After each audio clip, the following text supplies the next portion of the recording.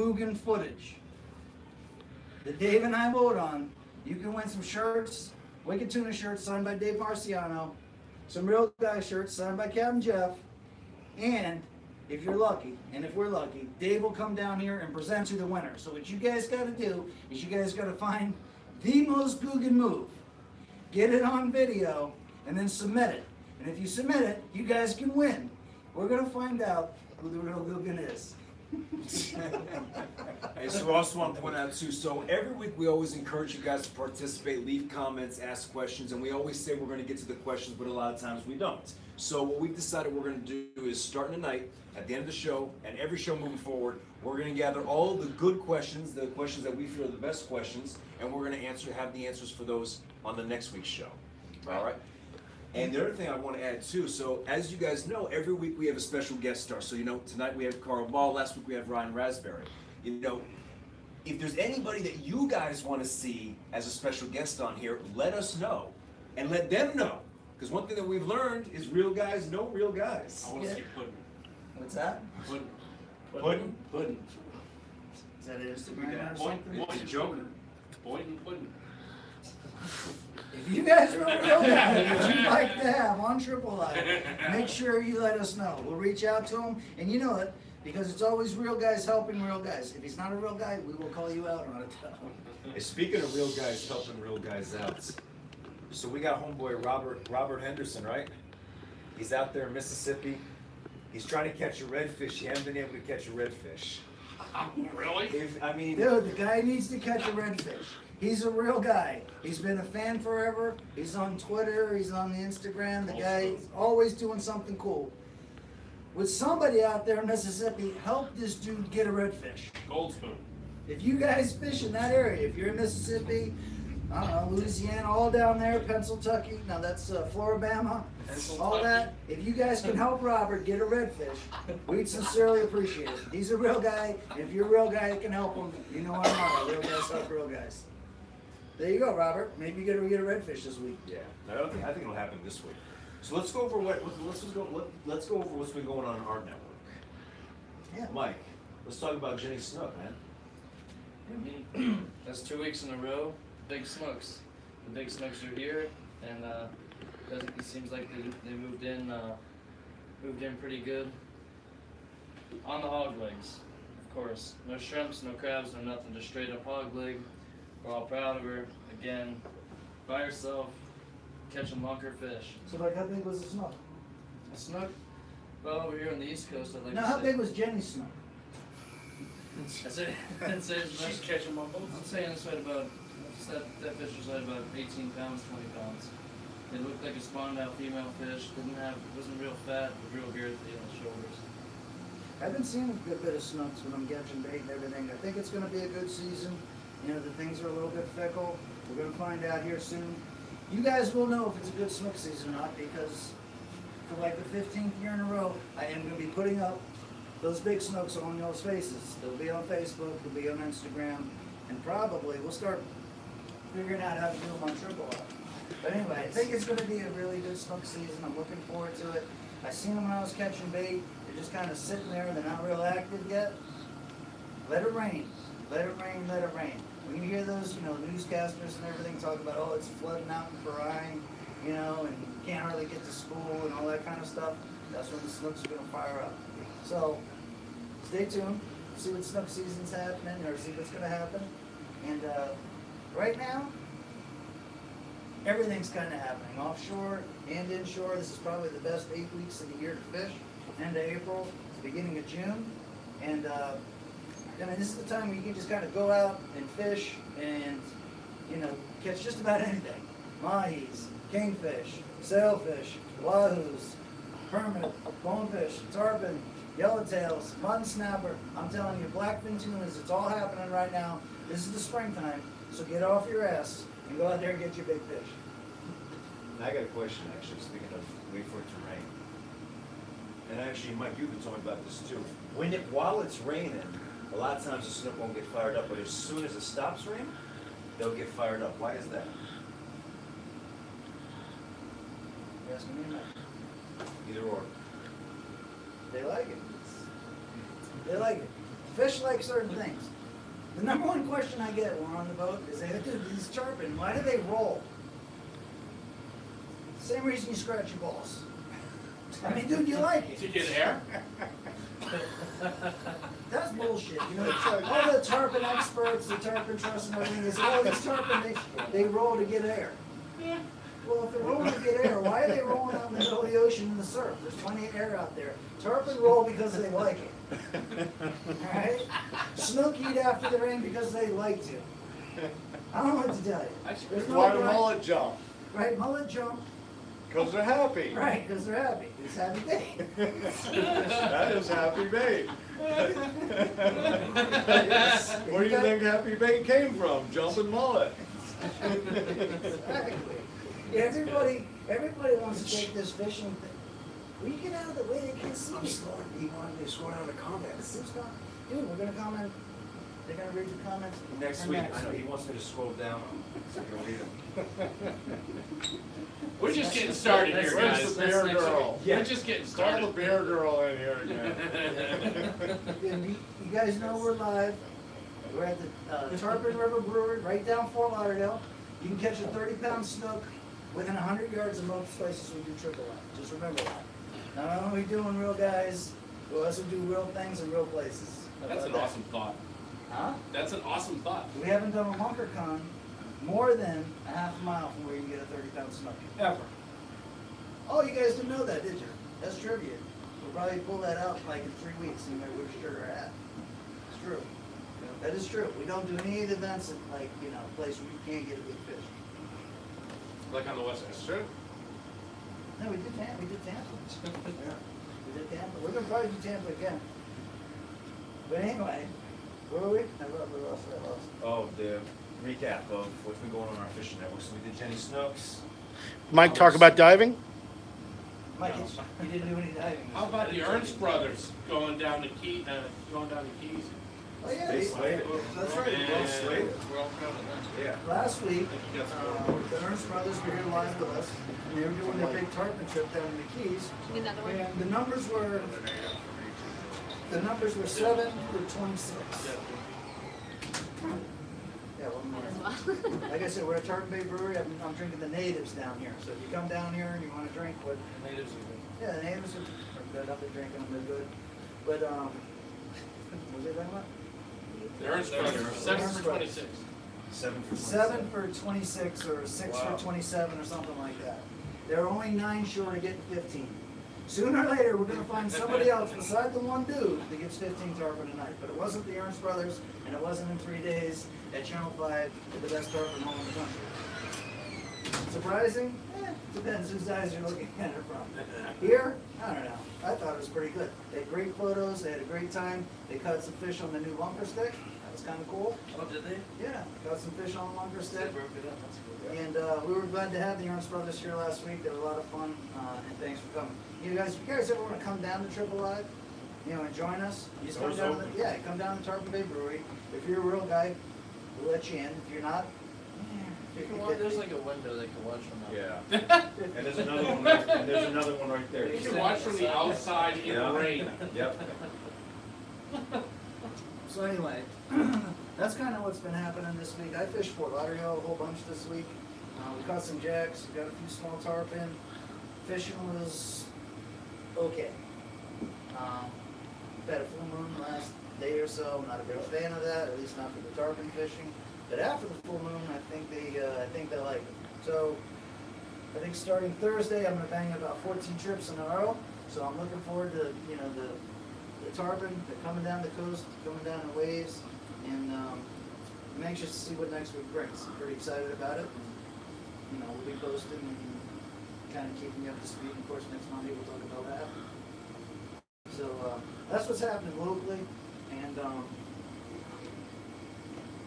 what else we need to go over? Want to talk about the boat? Oh, he has a new Worth skiff. mentioning? Yeah, That's right. We're gonna. get the new skiff. That's right. We got the new Yeah. skiff. As a matter of fact, that's one of the things I wanted to talk to you guys about. You know, getting a new skiff is fun. You know, it's always good, and people really get excited when they, you know, go out and they get their skiff. So what they do is they go to the dealer and they look at the skiff that they're looking for, and they get everything in the world that they think they need on that skiff. Whether they need it or not, that's a whole nother story. My advice, my suggestion, and what I do, is I'll buy a boat and I'll try to put hardly anything on it. I'll take the boat fishing a couple times, use it a little bit, and the things that I need on the boat will start screaming at you. You know? Where you want to keep your net, where you want to keep your drinks, where you want to keep your safety equipment, your anchor. There's things that you'll learn once you get on a boat. And then you slowly adjust and you add things, one thing at a time. As you need them, you add them. Also, when you rig out a boat, just try not to do things when you can help it that are crazy permanent. Because once you do it, to change it is a big deal, costs a lot of money, and takes a lot of time. So, if you can make something removable, for instance, I have 4 or 5 different live wells that I use in my skip. If I only need 18 gallons of water, then I use the 18-gallon live well. If I'm using, 100 baits and I need 100 gallons of water, I have a 100-gallon live well. And I have 2 or 3 live wells that are in between. So according to what I'm doing, I'm going to change, the live well. Is that a live one? I forgot to mention my 12-ounce live well. Oh, yeah. And I said that I was only going to have 3 of these this week, because last week, Something like it kind of caught up to me a little bit. But You started smarting a little bit. this whole 3 thing, that's over. And But but anyway, none of my live wells are permanent. And the reason for that is because, I'm going to change. There's sometimes I don't want a live well at all in the boat, so I can pull it all out and I can just use the room. Yeah. Now, if you're ordering one of these skiffs that already has everything already in it, you better know what you're looking for. Because once you order it and once you have it, to change it is a son of a bitch. So anyway, that's my angle on putting together a new skiff. We're going Drink some beer. to Hey, that's Guys on YouTube are asking, is that Miller Lite? no, this is what they call the native blend over here. We're at Tarpon River Brewery. They got 5 or 6 different beers to choose from. The one I've kind of started liking is this native one. I like it. Yeah, and it's good. They go down pretty easily actually. But Gorman, I mean, you saw the skiff. What's the most impressive thing to you? What? Those comments are good. I mean, the most impressive thing, first, like you said, it's a blank boat. We can do whatever we want to it. We can rig it how we please. And what we talked about, was it yesterday? What we were gonna put into it, everything's gonna be removable. The maritime skiff, my number one thing with maritime skiffs, you can't sink them, dude. You get water in the boat, it goes right down. You got a boat that's super stable, that you can put a ton of weight in. It's the ultimate fishing boat in my opinion. I love those things. And we have tiller on there now. So Small tiller engine. We got a small tiller engine. It's a 70 horsepower. That's what we powered it with. It's gonna be a bad house skiff. We'll be doing a lot of nighttime fishing. We're gonna get a lot of the fly fishing guys in the boat and have you guys fly cast some fish. Dude, if you never caught a bucket full of moonfish with a fly rod, it's a blast. It is. I'm not It's a kidding you. blast. And the thing's a damn good eating. Have you done that for soccer? No. Oh. That's a Marsan thing. The 4-way. Right, Or get a little sod 5-weight or kills 'em. 4-weight, and you go Fish. out there. I used to teach the kids how to fly fish, and I would take them out at night, and we would fish the shadow lines, and we'd catch moonfish and ladyfish, and it was a complete blast. Blast. And the cool thing about that is you don't have to cast to a fish. You're just casting to a shadow or a light, and those fish come out. It's a really good time. And it's a kind of a lighter trip, but it's a lot of fun. If you haven't eaten any moonfish, things taste just like pompano. It's just you need like 10 of them. So you have, so you need like 30. Sandwich. Yeah, you need like 30 moonfish. Like cold cuts. Right, 30 moonfish. Dude, when I used to work on the pier, the Vietnamese guys, they would deep fry whole moonfish and eat them like potato chips. Whole fish, just That's pretty good. Like I now? tried that. Here Yeah. too. I'm gonna try that. But in order for me to try that, I gotta change the basket in my fryer. Right now, the fryer baskets are perfect for like a 12-inch yellowtail or mangrove snapper. Anything bigger is no good. So I'd have to get the square basket so I can put the whole moonfish in. No, I got the circle basket. You can just put right in there. We can slide Slide them. a bit in my fryer. Yeah. It's a big deal. No, that's a big deal, especially when we do the big fish fry. Don't talk to Nicole. Nicole gets mad. Well, because the last time we mentioned fish fry, everybody freaked out. Yeah, we're gonna have it at your house. And Nicole thinks that she's gonna have to work for 1,200 people. Yeah. Yeah, that ain't happening. All right, listen, guys. I want to introduce our special guest tonight, and I want you to realize that this guy has been fishing since I can remember, right here in South Florida, and he's a local guy, you know, from Fort Lauderdale. Fishes on the Hells Bay.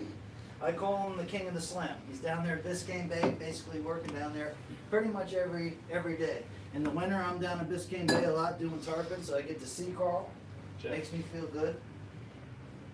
He's a real guy. Carl's a real guy. And yeah, it just makes me feel good because, you know, when I'm going to work every day, I know I'm out there, I'm busting my ass, I'm doing what I have to do to make the clients happy. And when you see another guy doing the same thing, working hard as he can, it makes you feel like, without even knowing him very well, you have some sort of bond. You know what he's going through on a daily basis. He kind of knows what I'm going through on a daily basis. Now, Carl's just a little bit older than me, and I've been watching him fish since I was a kid. He's actually an inspiration to me to actually do this type of fishing full time. So, without further ado, that's Carl Ball from AWOL Fishing. It's great to have him here. And I call him the king of the slam. Dude, you just got a slam, what, day before yesterday? You Yeah, know? kind of, sort of, yeah. Well, That was explain how that Well, slam went. it was a 3-day trip with some guys from Washington, and so the ultimate goal was the guy wanted to catch a bonefish, and so the time that I had available for him, I could only get him out on a Friday evening. I told him we might not be able to get a bonefish. Sight fishing wise, he really wanted to do it sight fishing, so we wound up turning the afternoon evening trip into a tarpon trip where they caught 3 tarpon and hooked about 3 or 4 others and had 9 bites altogether.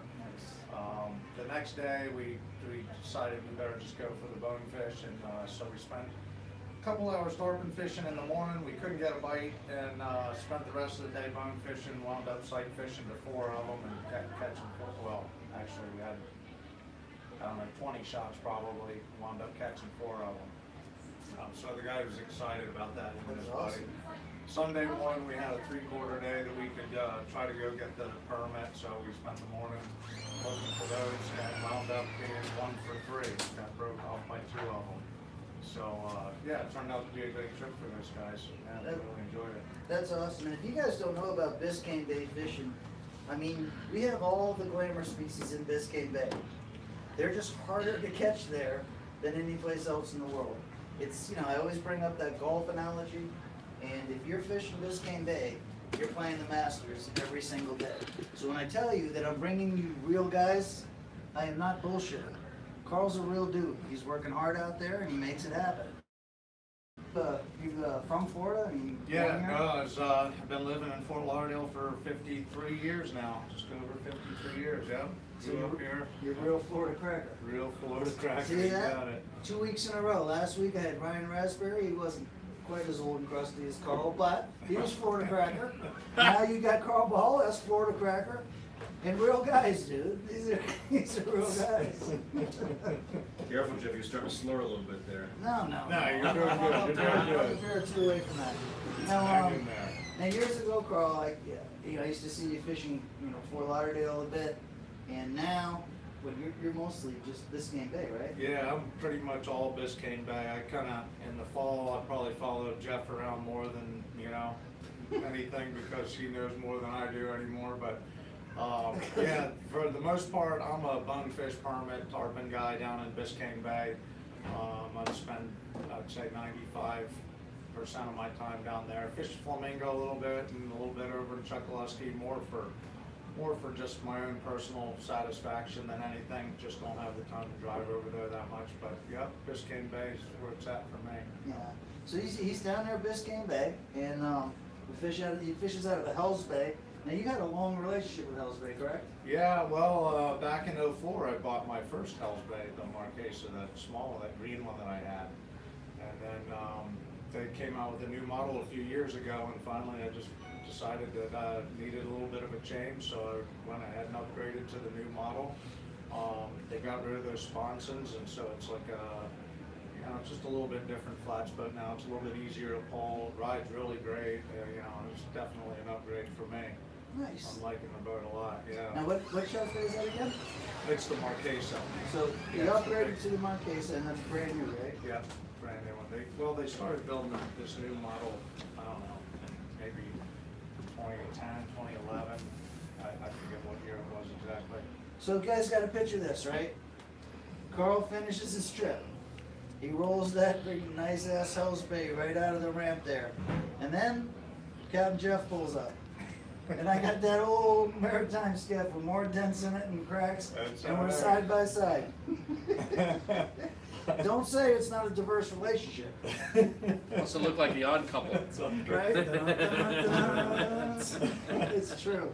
It's true. Yeah, it's quite a big difference. Osaka doesn't know what the odd couple is. No, but you know what we No. gotta do? What's up? We gotta go down to the bay. Right? I gotta take you down to the bay, Yeah. and we gotta see how you do sight fishing.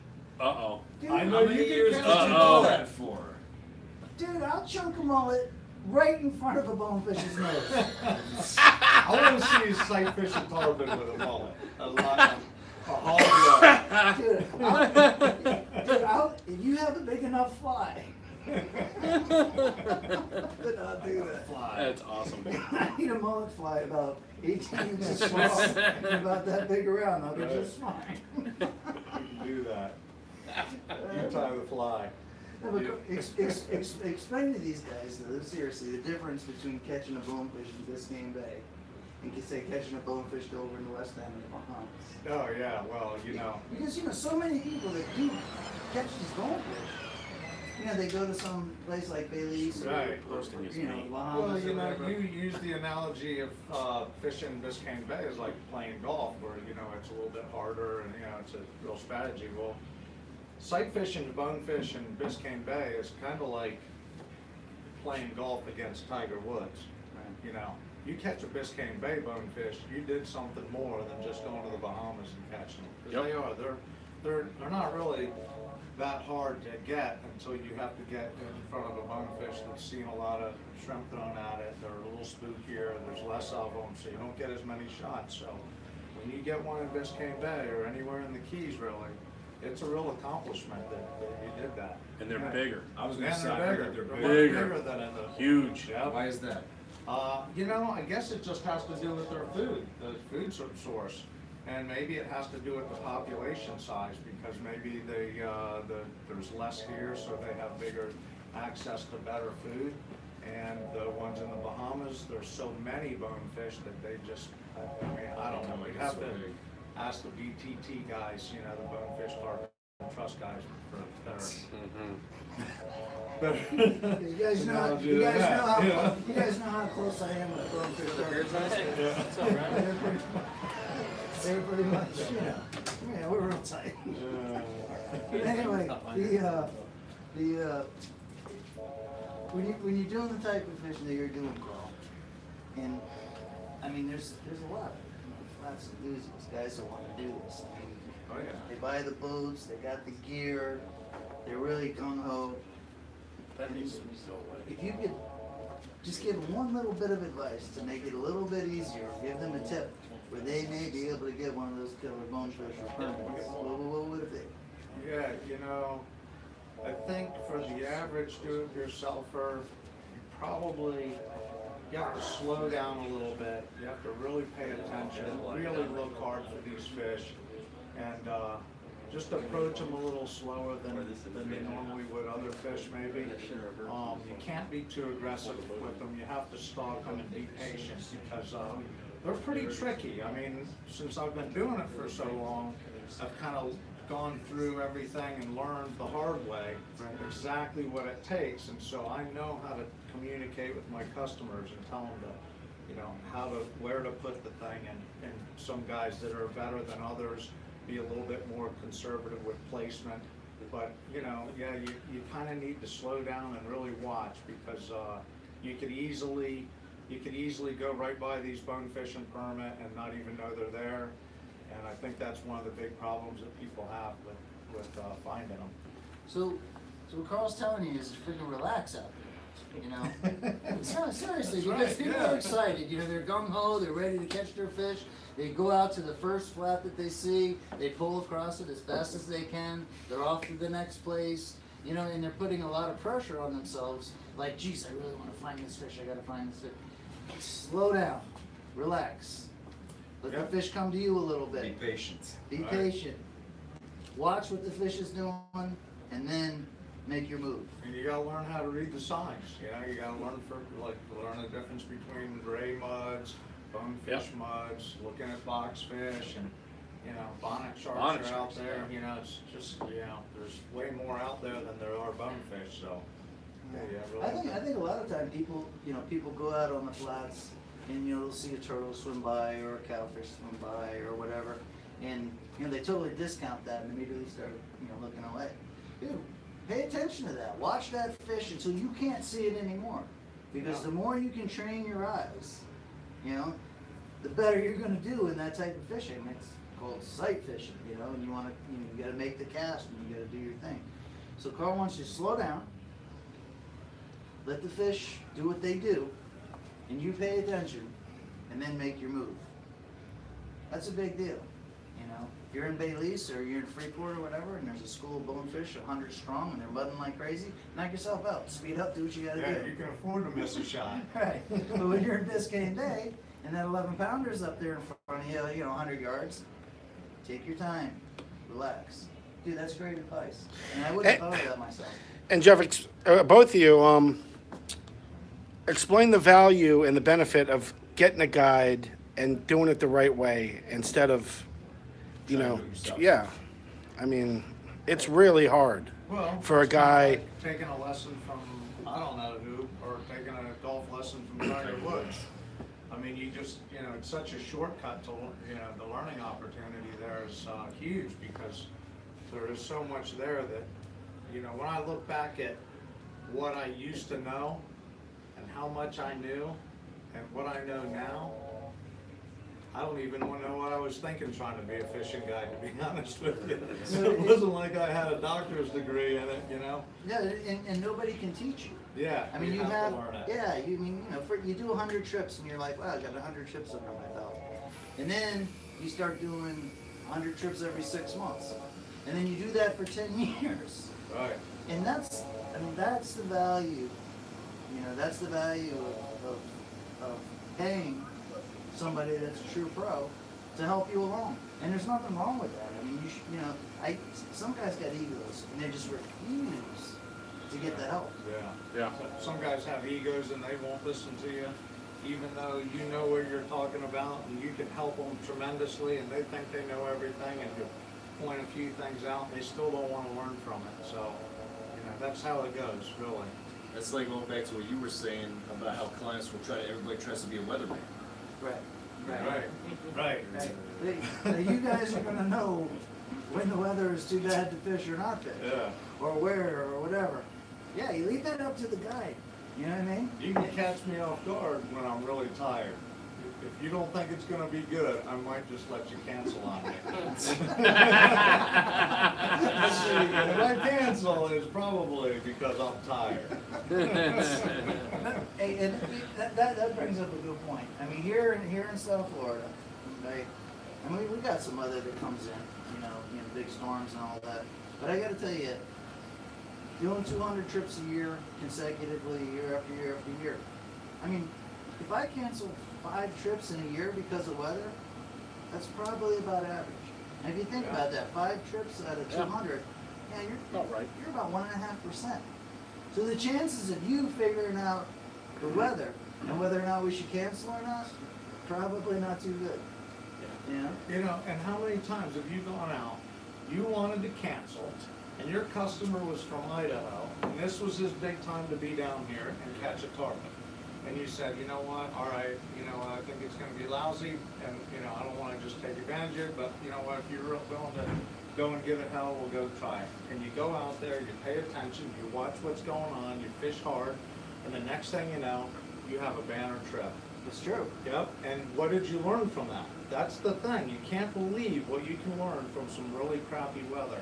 And after a while, you realize, I probably shouldn't cancel because I know I'll go out there and figure something out and I'll catch these nice Yeah. fish. That's true. Happens all the time. It does happen. You know, when I hear something funny, both Carl and I did a show with George Gods, who's real-time Florida sportsman, and we did it in the same basic area, and both of them were fantastic shows. The show that I did, the wind was blowing out of the northwest at like 30 miles an hour, and George called up and just assumed that we weren't going to go. Yeah. And I said, George, I said, you know, there's only one way to do it. I says, we're going to go out, either it's going to stink or it's going to be great. And it was a banner night. The shrimp were coming through. We were hooking tarpon every single spot we went. And if you tried to use your brain and tried to figure it out, you wouldn't win that day. You know, that's the same thing that happened to me when I did that show with George. I did. I saw the We were clothes all- you were wearing. yeah. We were all lined up to go, and wouldn't you know it, the day before, here comes this major cold front. It gets freezing cold.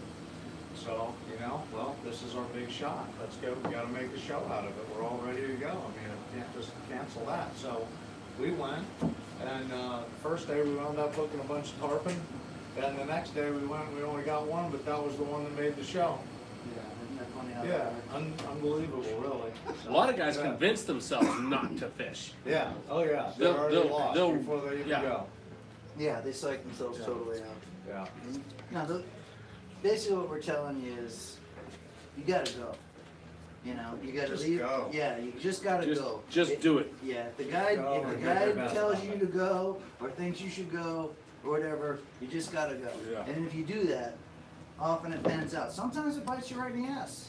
But dude, sometimes you go out on the picture perfect day, and the water's super clear, and that bites you right in the ass too. For And if sure. you're afraid to get bit in the ass, then you're not a real guy. Stay home. Right. You're just not a real guy. That's so true. Anyway, Carl, anything else you think you want to share with the guys? You know, there's quite a few real guys out there. I don't get just Carl, names if somebody you- wants to book you, what's your phone number? My phone number is 954-383-0145. You can look me up on awolfishingguide.com. My Facebook page is just my name, Carl Ball, and my Instagram account is awolfishing. So you can follow me in all those areas. Dude, we're big fans of Carl Ball. We're so glad he came in tonight. If you guys have any questions for Carl, go ahead and put them up. We'll probably read them this week. I'm in contact with Carl on, you know, once, twice a week basis. So if it's a good comment and you can actually, you know, write a question and everything, we'll present it to Carl and we'll try to get you an answer.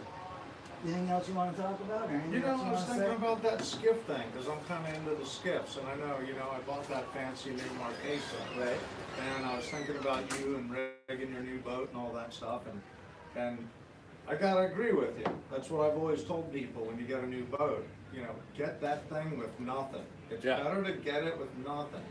And I've always been scared to death to drill a hole in my new boat. Right. Because I don't wanna make that mistake once you drill that first hole. You know, that thing, whatever you drilled that hole for, that thing's gotta live there forever, or you gotta fix that hole.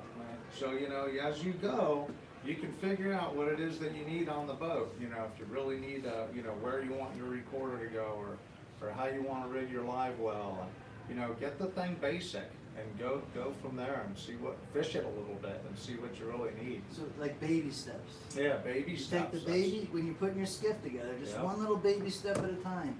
And then try not to make it so permanent, so if you do change your mind or you wanna change something, you can. Right. You know, And simple is better. Go simple. Absolutely. that's You B.B. are- King, right? yeah. Less is better. Less is better, for sure. It's true. No, absolutely. Now keep your tackle light, you know, keep your rigging light, keep your boat light. Less is better. The less you have to deal with is way better, because everything's gonna break. It's just like how long you're gonna get out of it. Right. You know, your helm's gonna break, Right. your More controls shots. are gonna break, your electronics are gonna fizzle out, things are gonna get corroded. Your trolling motor guys, those things are a friggin' nightmare. So baby steps. Power poles, you got one power pole, that thing breaks, then you got another 2 power poles now, both those break. And what do you think people's biggest mistake is when they're going to skip? To buy one. Just ordering everything in sight. Yeah. So you don't just, Load it up with all the options and never use any of them. and they, right. And they're broken when they go to use it. Right. The guy that was selling you the skip, he's happy. Yeah. He's a happy man. He is. But the guy that buys his gift and has to deal with all that horse shit afterwards, maybe not so happy all the Right. time. So seriously, take baby steps. And the other thing about skiffs too is, you know, this is the perfect example. You do not have to have the fanciest, best Right. boat in the water to catch fish. On the other hand, if you're after the best fish and you're fishing the hardest places, you can get a boat like Carl needs the Hell's Bay, because that's going to give him an advantage on sneaking up on these fish. Well, yeah, I mean, there are certain things like that where you want a silent boat for getting close to the Right. bone fishing permit, sight fishing, the tarpon and that. But I do think about that all the time. Your boat compared to this fancy Hell's Bay Marquesa, I'm like, we are on opposite ends of the spectrum with fanciness It's here. like a canoe versus a Pathfinder. It is. And the canoe guys catch a lot of fish. And you know, it is amazing what you can really do out there with so little. You can just, I mean, it doesn't matter. You don't have to have a $60,000 flatboat to go and do this. It's true. Yeah. You It's need a true. kayak or a paddleboard. Yeah. Yeah. Now, if you're like my buddy Tim O'Connor, who is like crazy anal, and spends like just as many hours cleaning the skiff and Waxing. fixing the skiff and waxing the skiff, knock yourself out. 100, 120 grand, you know, knock yourself out. If you're like me, and you know, you're banging in your trailer and on the side of the ramp all the time, and you know, hitting the GPS on the bridges and all that kind of stuff, maybe about $120,000 skiff. But dude, you guys are somewhere between me and Carl. You know what I mean? That's right. But when you buy your skiff, seriously, baby steps. Take it easy. Baby steps. Don't order everything all at once. And the things that you need on the boat will scream at you if you're fishing Right. with the boat. That's right. Because seriously, it'll make, you know, like if the rods aren't in the right place, or if you're reaching over for your tackle too much, your back's gonna tell you. Yeah. If you're walking up and down the boat all day long because you have to get to something that's in the front of the boat, your feet are gonna tell you. And don't rig it for everything out there. Rig it for what you use it for. That's the important thing. Just It's use true. it. It needs to be what you need it to do. And be realistic about that. Right. You know? I mean, how many dudes you run across that, you know, they want a boat that they can fish tarpon in an inlet, and then they want a daytime swordfish. It's ain't happening. There's gonna be 2 boats. You know what I mean? Right. Yeah. You know, you're not gonna get it all in one. So figure out what you really like to do, and then stick with that. Do baby steps and make yourself a hell of a skiff. Yep. And just maybe, you might turn into a real guy. You will be a real guy. if Come you on, do let that. me have that shirt I brought for Paul. Should be Hey, right in Rosako, there. your dad just bought a boat. Did he buy it rigged already? Oh, Jeff. Oh, wait, no, yeah, over there. Your boat's not rigged? No. He just bought it. We just took it for its maiden voyage on So Saturday. is it brand new? What'd he or- buy? 24-foot Seahawk. Oh, yeah? Yeah, he got it used. Yeah? Surgeon owned it, took it out twice, and then kept it in a freaking. You know, that's another point. So many guys buy boats, Right. okay? They spend $1 jillion on the boat and they use it 3 times in a year. Right. No, I definitely found, You know? especially with my engines, the more I use them, the less issues I have. That's true. You know what I Same mean? way with live well pumps. The more Yeah. you use it, the longer it'll last. Yep. The more hours you're gonna get out of it. Yeah. So all you nerds It's that are like a sitting home and girlfriend. just watch your boat sit in the garage, and then when it's time to use it, you gotta fix it. Rosaka, your dad's boat's maiden voyage, was that to the Sandbar? No, this was right off Fort Lauderdale Beach. Okay. So you guys launched it off the beach? Oh yeah, they got the freaking. They just opened a ramp on right by the gym on the beach. They just installed it. That's right by that 4th lifeboat stand. right? Yeah. Yeah. They put Between- it right there. between the fourth It and starts fifth. on the lifeguard Yeah. stand and just goes straight down to the water. Right. I like that. That's Mexican style. And the good thing about that boat too is it's good for going out deep. So then we can take Mike diving on it. Ah, Yeah. True. Thanks, Yeah, man. because nobody else has a boat that could go offshore. No, not like that. Not where they can launch right off the beach. That's pretty cool. But that boat will sink. Oh yeah, of course. It's a Put secret. you on it for sure. What do you figure the deepest you could anchor it would be? 1,000? We're gonna have to do trial and error on that one. We're gonna have to test that one out. Do you have 3,000 feet of rope? I have 2 words for you. Anchor ball. Don't you mean Carl Ball? No, anchor. Come on, get on the ball, guys. Wait a minute. Now listen, it's good to have Carl here, and appreciate having a real guy here. I brought Carl. Hopefully, he's big enough. A large, Oh, man. real Look guy at the shirt. Real guy. Yeah. Oh, This I is for- love it, man. That's for a real guy that came in here. I only bring real guys in here for you guys. You know, Ryan Raspberry just walked in. We were real happy to have him last week. He was around for the whole Guggen thing. It was a freaking blast. I want to thank you guys for tuning in last week. Our numbers are absolutely insane. 3,800% increase. You And, get, um, you get next to Mr. Biscayne Bay right here. Yeah, you see that? What's up, everybody? That's Ryan Raspberry. There he How you is, doing, man? in the flesh. And this is what I'm talking about. When you have real guys, other real guys kind of want to come. Because it's not that often that we get to hang out and have a few beers That's right. and talk. The Shoot native the shit beer. a little bit. And, you Yeah. know that whole LunkerCon idea. That's what that's all about. I mean, Yeah. seriously, we're either at tournaments, we're at boat ramps, or we're with clients, or at boat shows. All Yeah. the places where you can't act like yourself. Yeah, no, that's a great And then, event. and then we do LunkerCon, and then they get to hang out with all the real guys all at one time. No, yeah. Yeah, and it's it's not for everybody. It's for real guys, but heck, we get plenty No, of but them there. that's We have a awesome, blast, you know, right? you meet all kinds of fishing guides and fishing people from everywhere around the state, and It's all you learn networking. all kinds of stuff, good networking, and yeah, When you, no, when it's you an were awesome when you event. were at LunkerCon this year, who was the dude that you like met that you thought was like kind of like cool or maybe surprised you or whatever? That would be me. Kusaka. Oh, we didn't meet him. I didn't meet him. You didn't meet him. You know, after that many beers, I don't really remember. I know I had a good time though, I guarantee you I was that. hanging out with Rufus Wigman, Oh, yeah. and I never get a chance to. Wait, you did it up in Stewart, right? We did it in Stewart one time, but I didn't get to hang out with Rufus and Stewart. Oh, no, he was here, I And remember then now, Rufus yeah, came see? to Rufus came to Fort Yeah, he came to Lauderdale. Lauderdale one. And it was all crowd and everything, you know how big he is. So I just Yeah. kind of roll up right underneath Rufus, and I was kind of talking to him. And I was just, I was just kind of like, wow, I'm hanging out with Rufus. Yeah. And then I look across the room, and I look at all the cool fishermen that are in there, and I'm like, wow, this is kind of Something fun. else, it's awesome, yeah. Yeah. No, So anyway, Rufus the whole, is a great the whole guy. LunkerCon idea, I mean, it's about real guys hanging out with real guys, no real agenda, simple like Triple Live. We're just trying to help you guys get by a little bit. You know what I mean? We're all just trying to get by here a little bit. Yeah, we're It's just hard out doing here it to be for a pimp. ourselves, that's what it is. Norm, we got Norm Beckoff in here. You And, ready to get up here? just real quick, Norm, give us some real guy information. Tell me what you were doing today. Thanks for having me, Good. Jay, really. It's good. That's That's Carl. Carl. That's Hall. Carl They Ball love right fishing. there. That's the best ever. You can't get better than Carl. No. But so I pick up the phone today, and I talked to Norm here and there, and I'm like, Norm, you want to come in tonight? And tell him what you're doing, dude. He's always doing some sort of He real called nice me stuff. up. He calls me up. He goes, "What are you doing?" I said, "I'm grinding on the tow rail on my boat. I got this teak tow rail. Okay, it's the bane of my existence. Okay? Now, if you guys out there know anything about wood boats, okay, I got a wood boat. It's wood glassed over, but it's got a teak transom and it's got a teak tow rail. Okay? So, since I got the boat, everybody says to me, you gotta paint that.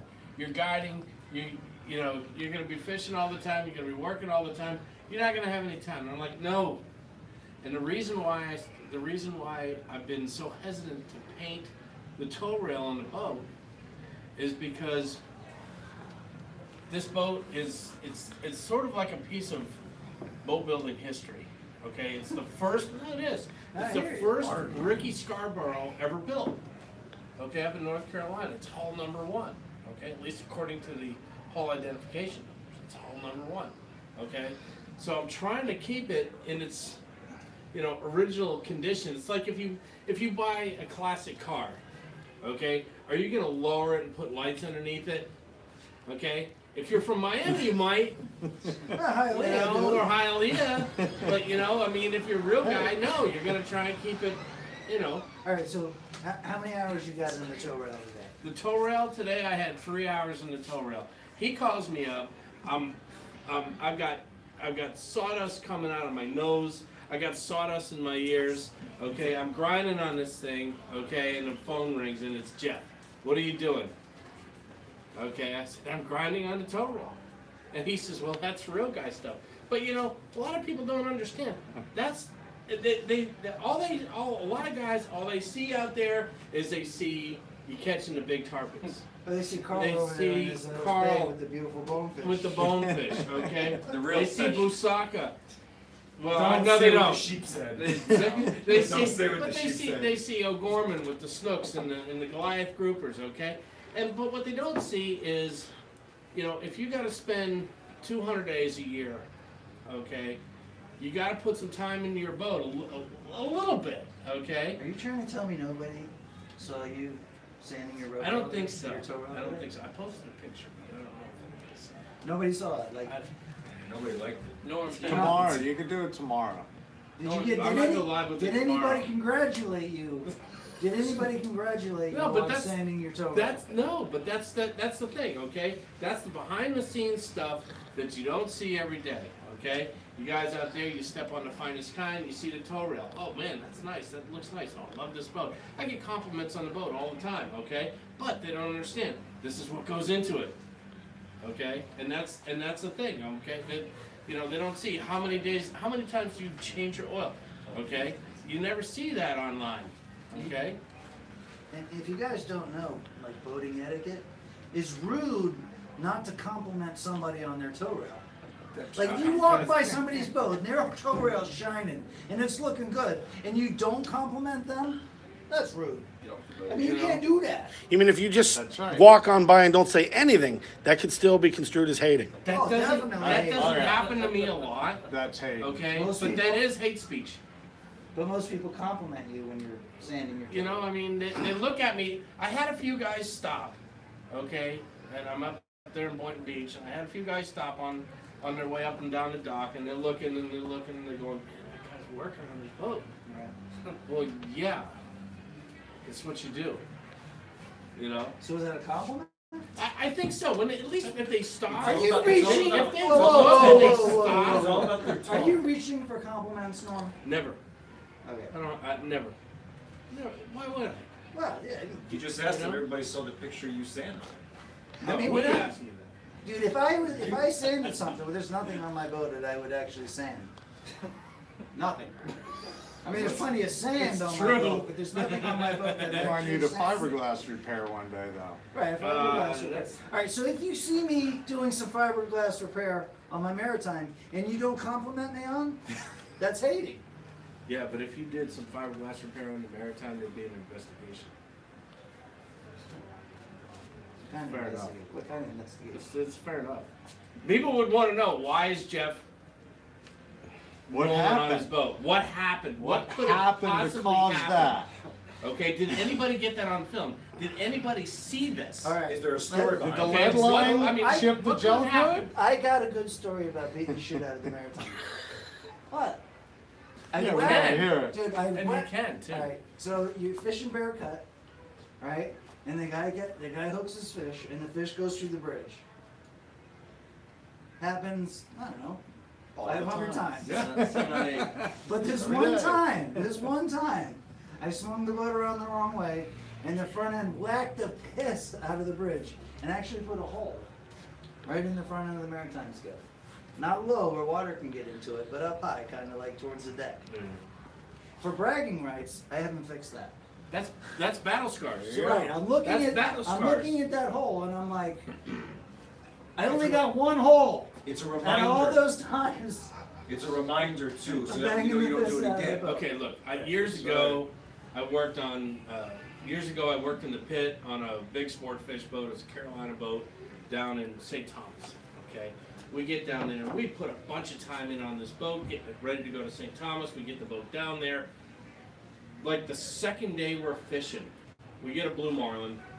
He comes to the boat, green, right away. I stick him with the tag. He lights up and comes up underneath the underneath the covering board. Okay, gets the bill up underneath the covering board, splits the covering board, thrashes hard enough and breaks his own bill off. We cut the fish loose, okay, and the bill is in the covering board. Okay, split up through the covering board. We left it there. That's bragging rights. Okay, that's bragging rights. That's war damage. That's pretty good. Absolutely. Yeah. And Did that's what he you do. died? All right, guys, that's Norm Beckoff. He's a real guy. He'll be in here and there to show us and do and talk about real guy stuff. This week, he's grinding the piss out of his tow rail. We're all real proud of you, Norm. It's gonna look good. We're real proud of you. I'm gonna try for you. Seriously. No, seriously, Norm. What number sandpaper did you have? We started with 80 grit today, Lamont. And how far do you take it down? 1,200? Come on, it's tow rail talk. Come on, that's not a joke. Going against, all right, okay, look. You know, What, if I Brian? was varnishing it, if I were varnishing it, okay, we'd start with 80, clean it up, we'd take it down to tack rag it, rub it down with denatured alcohol, then we take it down to 120, go again with it, clean it up, go to 220, and then start laying varnish, okay? This boat, this ain't Palm Beach. This isn't Bristol condition, Robert Sylvia, okay? We're Are you no, reading the comments no, now? he asked me about it. He asked me if I was gonna bring it up to Bristol condition. This is charter boat condition. Listen, he may Okay. not bring it up to Bristol conditions, It's not but he gonna be might Bristol. bring it up to Bristol, Connecticut, Robert. Uh-huh.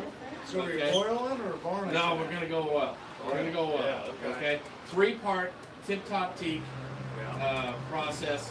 So today we Nice, well, easy to Yep, maintain. we ground it down today, cleaned it, brightened it. You gotta let the brightener set up. Tomorrow, start laying in the, and it's gonna take a bunch of oil.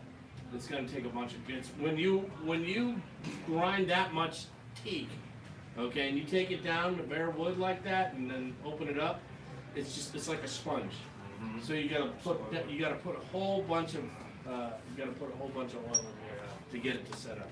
See, you guys didn't know we were going to talk about tow rails tonight. You guys owe me. That's the thing about tuning in the triple R. I should put a tow Okay. rail on the marcation. Yeah.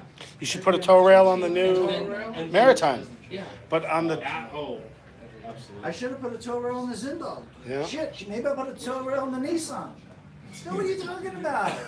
If you're Now, launching Carl- a then you Carl can use a tow rail to pull other people out of the ramp when they're going down. You gotta do ramp talk. What's the best ramp to use? Get him in next. 14th Street. 79th Street. Street. No, when you launch your boat, like when Yeah. you trailer your boat and Kick launch Norm out, put Brian in. every Right, day, man. Ramp talk. No. You Oh, gotta bring a come gun. Ryan, together. Ryan, come in here. No, let me get Ryan. You Yeah, gotta yeah. bring a Hey, gun wait, that's to Norm 79th Street. Beckoff. That's real talk. Now, what are you You gotta bring a about, bulletproof vest to 79th. We're talking boat ramps. Introduce him. The hood of 79th Street? Okay. Well, hold on a second. Who If is you it? guys don't recognize Ryan because you weren't on last week, that's Ryan Raspberry. We did Triple Live with him last week. He's down there fishing. Like I told you, I only bring you real guys. He's out there working hard. But we had Ryan on here last week with Marciano and all the good topics. All the good- Right, we had A fun. lot of Guggen talk. We had fun. So go ahead. Sorry, I didn't mean to interrupt. I just want you guys to know I'm only bringing you real guys. I'm not going to put some guy that's not like a Ryan Raspberry or a Carl Wall up here. No, I just came by to say hello. I see you guys, Mr. Biscayne Bay's here, so. The king of the slam. Of course, I gotta come introduce myself and say hello. Wait, See him when- down there. when His it- boat can fit in my boat. When the king of the slam shows up, yeah, you might just want to, be next to him every Yeah. once in a while. Incognito. Hey, Carl. Hey, My yeah. 25-footer gets really shallow if I see him over there. You think Carl could pull your 25 CD? You get on He there puts a like tow rail on. standing on the It's actually engine, pretty light. like Curtis used to do. It's all redone. There's no original wood in it, but it's not light like his boat. His boat. In your tow rail? his boat actually draft in the water over my live will overflow in the back of the boat. No, but did you get a tow rail on your boat? Tow rail? No. It's all real and it's beat up. You gotta get a tow rail. Dude, So I want to sand it. I need 80 grit, I heard. That's the best grit to use. So That's when you're gonna start up. you guys do realize that if you ever want to insult somebody, you can talk about their tow rail too. It goes both ways. You can graduate. Yeah, the guys that leave it at 80 instead of Right. taking it to Somebody 1200. doesn't take care of their tow rail. Don't be afraid to bring it up at the marina. It's kind of like, you know, when somebody leaves their lawn when your lawn's too high and you're like pissed at your neighbor because it's making you look bad. Same thing with your tow rail. that tow rail? Or they start out by saying something like, "So you're gonna leave it like that?" Yeah. let's do a little rant talk. Talk with Carl. Guys, do some real guy talk. Dude, where to go? Rant talk. Where to stay away from? Yeah, who to worry about? The 79th Street ramp? Yeah, it's So, a little sketchy, I would say. so you get your hookers on the way down to the 79th Street There's ramp? quite a few. Yeah. There's quite a few. Pretty scary looking. Don't know what they Yeah. are, but you see them You up and down the street. You know Bait 'em Up? Where their old shop used to be. Yeah, right there. That's Hooker Alley. Chris always was like 10 minutes late every day. But when I pulled up there at 6 o'clock in the morning, there was this girl standing on the corner every day. I said, Chris, That's his bait woman. why don't you give That's a her the shrimp key dude. to the shop? She'll open that thing up for you every morning. She could have us served up with some shrimp and crabs and There you go. registered up, you know. We'd be out of there by 6:15 All you gotta do- and sleep in. All you gotta do is give her $1. Yeah, For $1. I mean, she's there every day. So we just had a video sent in. My buddy Ben, he's watching. What's up, man? Talk about when was the last time that you seen Crandon like this? Every weekend. When I saw that yesterday. Did you? Yeah, I pulled out of there and the line was down the street. No, I couldn't exactly. believe it. Yeah, that's Those look like I almost figured Pathfinders. that out. that That's is the every tandem. weekend from Yeah. now until wintertime again. That looks like Pathfinders, though. It's everything. Yeah. I mean, there's a lot of everything. I mean, it was. Hey, let me ask you a The question, line- Carl. You've been on, Benjamin you, Whipple. and actually both you guys. How many times, you know, we get a lot of bay boats down on Biscayne Bay. Okay, how many bay boats would you say that you see on an average weekend? Once. One out of every 3 or 4? Yeah, lots. Yeah. Next week. Okay, Lots, yeah. and Oh, and now here's the question I have: if you have a bay boat, do you buy your Florida Sportsman subscription before or after You probably got it you buy the bay before. boat? You probably got it before and read the ad. for Every the 2 bay boat, pages And is- then got the bay boat, A new bay boat ad. I'm guessing. They voted That's Bayliner. about right. Bayliner? But per Florida Sportsman now, they push bay boat universal. Yeah. Calm day, go offshore. Well, it's a So- pretty, it is a pretty I have a diverse bay boat boat. also. I mean, you know, you gotta admit, Can't knock it's it. not an open fisherman, Yeah. so it's a little more versatile that you can stay inside and it's just a little easier to handle. It's a little easier to take care of. Family friendly. You know, I mean, there's a Yeah, good great reason why there's sandbar. so many bay Great boats for anymore. sandbars. Great sandbar There's a boat. sandbar boat. Sandbar? They got tow rails, they got a nice tow rail on, you can get a really nice tow rail on it. I think I'm the only guy around that's got a tow rail. Probably. Am I, does that make me unique? Yeah. The one that's got a grind. He's got a Ricky Scarborough too. I'm the only guy that's got a One in a million. But seriously, tow rails are usually for like the 50-foot and above crowd. Yeah. Right. Well, Yeah, not anymore. everywhere you go. If you go to the boat show, I mean, there's Which I don't. Winter Custom Yachts is building I think it's Winter. They're building a 20-footer that's got a teak varnished tow rail. Like, kill me now. What contest in hell did I win? Jeff, I was telling Norm, what was that thing that me and you fished that tournament with? Which trip? That was like a mini Carolina flats boat with a tow rail, That's what that is. What was that? and that thing was big money, and we struggled and hated that thing. Yeah. Oh, what was the name of that boat? Some guy was making them in the Carolinas. Yep. I'm pretty sure it's a Winter, and it's a pretty little boat. I've seen them, I know you're Dude, talking they're about, all- I can't think of the name. Yeah. Oh, I can't think of the name. Yeah. They were, I mean, It's a pretty boat. they were pretty. The guy put them together. He spent the time and the energy doing that. I don't think the dude that built them ever been out on the flats one day in his life, but the boats look cool. Yeah. And they had a hell of a tow rail. I mean, we sported the piss out of that tow rail in that tournament. The guy gives us, oh, let me get in here. Come on in, come on in. All right. Here you go, Ryan. Carl, stay up here. It's not that often I get to sit up here with two other guys that fish all the time. I mean, like, Whoa! listen, no, but seriously, Lamont and I had this boat. It was made in the Carolinas. The guy made like, one a month. And there was like it was like $180,000 flat scale. And we entered an inshore tournament with it, and the guy let us have the boat so we could sport the thing. And it had this teak tow rail. I'm telling you, it had I'm telling you. And like a teak console. It was like a $20,000 option for the Well, tow rail. that Bonadeo skip has that teak around the whole. Fancy. I wouldn't want to use it. Fancy. No. Listen. I do not think you guys understand how hard we're sporting the piss out of that tow rail. I mean, if you can sport the piss out of the tow rail, any place in the world, Fort Lauderdale is the place to Oh, do yeah, it. for sure. From Fort Lauderdale to Palm Beach. Palm Palm Fort Beach. Lauderdale to Palm Beach. You don't even go to Palm Beach if your tow rail isn't Isn't right. perfect. Whether Right. it's oiled or varnished or even painted, it better be You better right. have a stainless steel rub rail. It better be right. If you want to be No, the, Nick. if you Can't want be to out be of the it. toast of Palm Beach, you better have a nice tow rail. In fact, I don't even think they let you into Sailfish Marina unless your stuff is like Palm Beach condition. Oh, yeah. And that's the thing, they call it Palm Beach condition. Yeah. They're a little off though. They do That's why I Palm keep- Beach releases too, 40 feet away. That's You all. know how that is. That's true Palm too. Beach is off a At little least they're bit. not all out. Get a Palm Beach release. Sorry. Sorry, Yeah. Palm Beachers. Do not make me start bringing up the numbers thing again. The numbers thing has been an issue for a while now. Palm Beach released in 20 or 90. No, seriously, Ryan, did you get 15 tarpon in one night this week? Closest I got was 9. That's a banner night. Almost 15. 100-pounders? No. Carl, did you get it? Did you get 15 this week? No, I didn't get it. Ernst didn't get. I didn't get. There's one dude out there that's getting 15, but he. I And can't I don't get even him in think here. Bouncers get 15. Bouncer gets 300 a year for the last 30 years. That's a 5-hour trip. We landed 9. 6 of them were under 30 pounds. Listen, Every 100-pounder, it's 45 minutes at least. There you go. I'm gonna start focusing on my 15 tarpon a night. But first, I'm gonna focus on my marketing for the 15 tarpon a night. I'm marketing to all American athletes, especially wrestlers.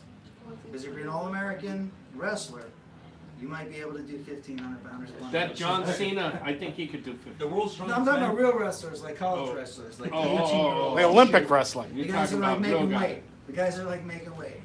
So I'm marketing to them. I'm also marketing to the Kenyan and the Ethiopian marathon runners. Because I Yeah, figure if they anybody can can do get it. 15 Yep, or 20 there's tarpon a night, stamina allowed. it- They can it's do one of it. them. Basketball players, you gotta A be little in taller. great shape. The bridge is my head. No, you gotta be short. Not many short. And the last target market for the 15 to 18. There's gotta be a song. Now listen, the last target market for the 15 to 1,800 pounders in one night are Eskimos. And the reason I'm targeting the Eskimos is because they have 18-hour to 24-hour daylight. Oh, So if you're gonna get 15 tarpon in a day, you better have They can a stay long up day. the Right, whole time. right. What about the guys? What about the guys that can eat like 60 hot dogs in 3 minutes? Oh, the Coney Island guys. Yeah. They could probably do 15. There's like one or two of those guys you can market. And it's always the smallest Asian guy that wins it every year. Maybe I'll give away a trip. Don't know at a hot why. dog eating contest. That's impressive though. And seriously, you get a guy that's like my size, and you think this guy's gonna smoke everybody? It's always the Asian guy. Pro. He's like got a He's pushing them in 26-inch one end and waist. they're just squeezing out the other end. Yeah, straight through. they don't show that guy below the waist. Well, Just saying. Lamont and I have had this thing about the Asian guys on commercial pier for the last 20 years. And they have a habit of washing the reels off with the salt water. Yeah, it's a good idea. No, they're on the pier and you got the two hoses. You got the fresh water and the salt water. The Asian dudes are out there and they're washing the reels off with the salt water. Now they know That is not Oh, freshwater. hold on, It's Jeff. deliberately Let me kept. tell you, I changed Drag tilter. I changed the freshwater and saltwater signs because I was pissed that Asian guy was getting snappers in my face every night. So I went over there and moved the sign that said saltwater. So that was But he vengeance. knew that's- that you moved the sign, so he kept it. All right, so there's the explanation of why why the Asian guy was washing off his reels. I think that guy fishes on the Rickenbacker now. What, them and the other 100?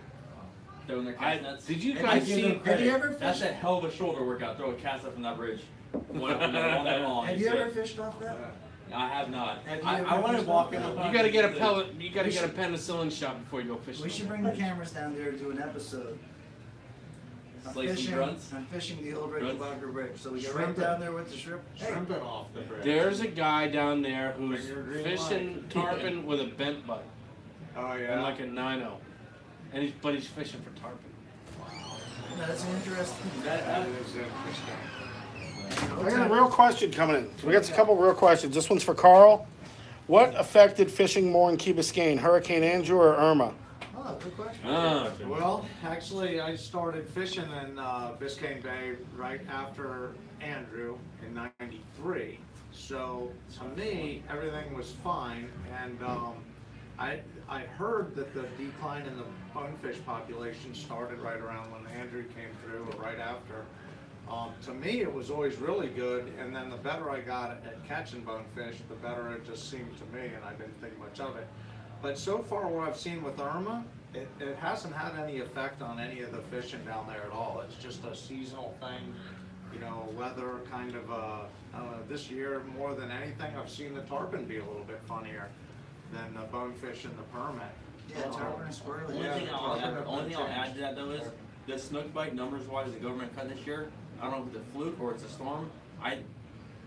That October, November, December it was unbelievable.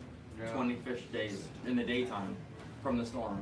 Before in the last couple of years, you get 5-6 shots. I don't know if it's a fluke or they pushed more fish from somewhere or the finger mullet run was a lot better in Miami this year than in the past. But did you notice like a big temp thing when Irma came through? Like, You know, I didn't notice that much difference in anything. Maybe the sandbars changed a little bit out from Key Biscayne. But fishing seemed pretty consistent to me afterwards. I'll tell you when I noticed a big difference was when they had all that fresh water release out of Stewart and the St. Lucie River. last year. Like 2 years ago, I think it was, and the snook fishing got really good off the beaches and down this way even, right? Like you guys were Push all catching those a bunch fish. of You think them. that fresh water might have I pushed think them that down? all those fish left out of there and they had to go somewhere. I was thinking that storm pushed all those flamingo fish to Miami. This year after that Very well storm, may. Yeah. it was I for mean- 3 months was unbelievable. Yeah. There's seriously. redfish in Island Rada after Andrew. Right. Okay, and I mean I'm talking downtown Island Rada, Yeah, there's Okay. still a few around. and that's I don't know if that was because it was also about the same time that they had that big release of juvenile redfish from the Rosensteel School when they did that whole thing back in the early 90s. So I don't know if it was that body of fish making its way down to the lower key, the middle keys, or if it was the hurricane that displaced a body of fish that was already in Florida Bay. You fish down south, you probably see a lot more than I do. I probably see in Northwest maybe 3 a year by accident snook fishing. Oh, redfish? You Yeah. probably see them through fishing south You know, Biscayne I- way more than. I kind of don't really go to where they are. I used to see them some. I used to fish on the west side of Biscayne Bay quite a bit. And there are some over there. I haven't been over there in the last couple of years. It's Yeah, kinda- I get it's probably kinda- it's on three tough good fishing. body catch per year. Yeah, you got. So Yeah. if there was Good. redfish in Biscayne Bay, would you fish for them? My boat's too big. Would you fish for them? Absolutely. I'd run aground to fish for them. You'd fish for them? Absolutely. The only thing is, I'm not doing with redfish. how many people are nearby, the population will be gone. I'm not doing redfish. People eat them all in That's Miami. that's a West Coast thing. Yeah. That's because. I mean, it might make your Yeah. clients happy, Yeah. but you know, with all the internet posting and, but I'm not doing redfish. That's because they're not here. Well, that's a, Do you see? Yeah, Do Mullet. you see how proud those West Coasters are, sporting the piss out of their redfish? Especially I can't do They that. get mullet heads too. It's on his shirt. I can't do that. I can't catch a redfish and be that happy. So therefore, I eliminate myself from participation. Yeah, but if that's what you had to catch, you could. Yeah, but I don't. Therefore, I'm up here, and they're kind of, somewhere Oh, else. be careful. Discriminating Yeah, against the that's I am that's- not discriminating against that's redfish. I'm definitely- just saying I'm not doing it. I always thought You're real hating guys on fish Jeff. for redfish. Wow. What's up? Or is that redfish Come on, for Googans? man. No, no, no, Is no, it no. Guggen fish No, for it's redfish? not a Guggen thing. Is that a Guggen thing? There are real guys that So what fish does for it say about a redfish. guy who can't catch a redfish? Whoa, whoa, whoa. That's a little Robert bit. Henderson? Hold on, I got another serious question coming in since they got all three together. Sorry, typing with a broken hand. What are all your collective thoughts on older release flats boats? The old release flats boats. I actually see quite a few of them. There's still a bunch around. You ever been on one? I have not been on one. I never been It on looks like a Flotsam Bay a little bit. So I don't know if that's what kind of the idea came from, but they look sharp. There were some of They're- those sort of. You see quite a few of them Yeah. still around. If they had a tow rail on them, I bet If they if had they had a tow rail on them, I would be on it. Have you ever fished on one of oil those? tow rail. I would be all I over only it. know of one, and it's been around for a long time. I see it occasionally, And that's an East Coast guy. it is an East Coast guy, Mike Hutchinson, down in Miami. It was his boat. I think his brother has it. And I think it's a yeah, 20 I see footer. it I around. think they make one model. I'm not sure. But Yeah. you see a handful of them. Mhm. I personally have never fished on one. I've seen them before. They look fast. They look really fast. Good looking Yeah, boat. they do. They look good. Looks like They're it big. rides good. Got a little bit of a deep bay, I think. You can sport a decent tow rail, and you can probably catch a redfish on it. That's a redfish boat. So, you got any other questions? We go back to I don't even try. Did anybody see? Did anybody see O'Gorman's new Goliath video that they just put out? some of them. will Oh, come that out was penis good. off, but that's okay, the door Big won't come. 500 pounder. Which one was That that? guy's a little, I just seen it the other day. upset by the door. I don't think that was new. I think it was just new to you. That's entirely possible. That's Dude, I find stuff on the internet. It's entirely There possible. are videos on our channels that I didn't see, that I've never seen before. Jeff, you got stuff out there that you haven't seen before. Did you I got people taking video of me that I don't even know that Did you they're do out. a weekly report or anything? to add to it, or- By the way, who This week's? didn't bow? Who didn't bow thruster the piss out of you the other week?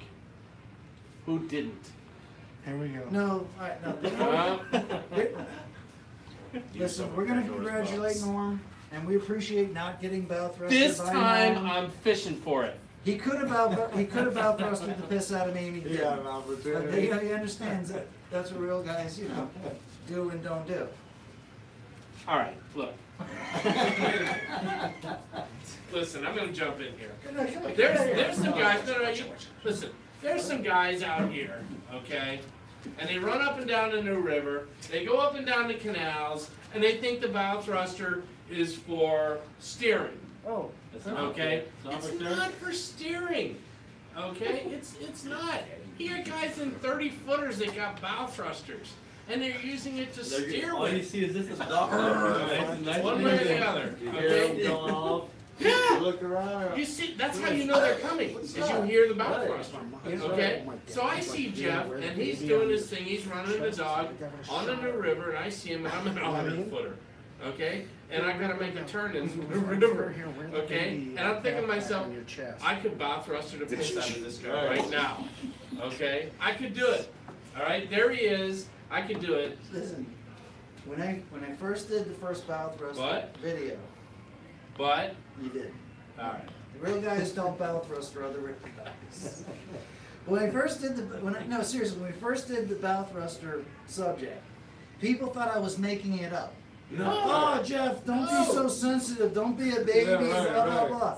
Now here we are, fucking 5 years later, and a lot of us have got bow thrustered over the years, since Oh, those yeah. 5 years, and it's not a joke anymore. no. It's an issue. That's a real deal. Right. Yeah, that Listen. happens. It does. You can, a lot of times, you don't even know that that boat is coming until you hear it a bow thruster, all right? And you know how sound carries underneath the water, okay? So if we can hear it, Oh, yeah. okay, above Tarpon, yeah. sea level, okay, the tarpon's gonna hear it from 1,000 feet away. Listen, Why are guys bow thrustering to take the turn at Tarpon Bend? Because they're too cheap to pay me to bring a boat up the river. Or to get it towed. I'm Now not. that's what You they're think I'm? 15 years ago, I made a living taking sport fish boats and yachts up the river because the captains would come from other. pilot? I would do it. 15 years ago, I'd do anything to make money. You know what I mean? It still does, actually. Dude, so I'm not kidding you. The captains coming over from the rest of the country, from the Caribbean or whatever. They come into Fort Lauderdale. They'd see that boat traffic, and they had to get the boat from Port Everglades to the back of the river. Yeah, to the boatyard. They were scared, and they Yeah. would pay me to take those big boats up and down the river. Yeah. Now they got tow services because of the insurance and all that. Right. It's true. Yep. But listen, it's 10:23. We've had a great Triple Live, a long Triple Live. I want to bring Busaka back in. We're gonna do a giveaway every single week. We do a giveaway every single week, and Busaka and O'Gorman do the giveaway. Yep. So go ahead and get in there, and then also talk about next week's giveaway. Which one? Mike, when are you gonna start running trips on that Last 18 week's footer? Oh, shit, Last we gotta week's, talk about next last week's week's, giveaway. what you're giving away. So last week, we talked about whoever scored their jack the best is gonna get the giveaway. What was his name? Tim Taylor. Tim Taylor. So if anybody Tim knows the Toolman Taylor? Yeah. Yes. So if anybody out there, so Tim, if you're watching this right now, you won. You want a Lunker Dog hat? All right, so we need your, and a shirt, and a shirt. So Tim, if you're watching, go ahead and inbox us your address, and we'll get that right over to you. If you're not watching right now, we'll inbox you and get the address, That's it. That's it, right here. Oh, yeah. There it is, right there. All right. So, that was Triple Live. with Oh, special guest we gotta star. talk about freaking next week. Oh, next week. Well, You know, what do you want to support this week? So, we were talking about originally doing, sporting the snook for the next one, but all this talk about freaking trailer rails. Tow rails. rails. What are trailer rails? Tow rail, dude, What's a trailer rail? I don't know. Now it is a word. Anyways, so how about whoever sports the piss out of their freshly grinded tow rail is gonna get this here hat.